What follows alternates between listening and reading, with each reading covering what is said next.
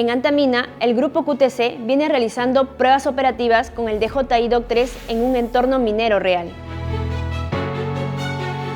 Estas pruebas demostraron una ventaja operativa clara para el sector minero: mayor continuidad en las operaciones, mejor trazabilidad de la información, menor exposición del personal en campo y una capacidad de respuesta más rápida y eficiente ante eventos críticos.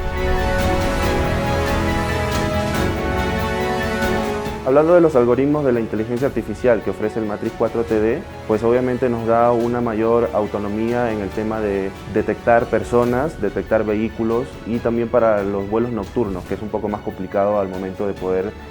hacer seguimiento de personas, animales, de vehículos, porque la inteligencia artificial nos facilita el trabajo y nos ayuda mucho más a que la operación pues salga adelante y sea más proactiva.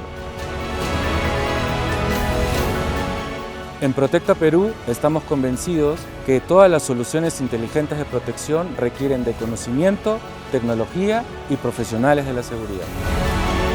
Los drones DOC representan el siguiente paso en la evolución de la seguridad y la eficiencia en las operaciones mineras. No se trata solo de volar un dispositivo, sino de desplegar una infraestructura digital autónoma capaz de prevenir riesgos en tiempo real, optimizar los procesos de negocio y proteger los activos más valiosos de la mina, su gente y la continuidad operativa.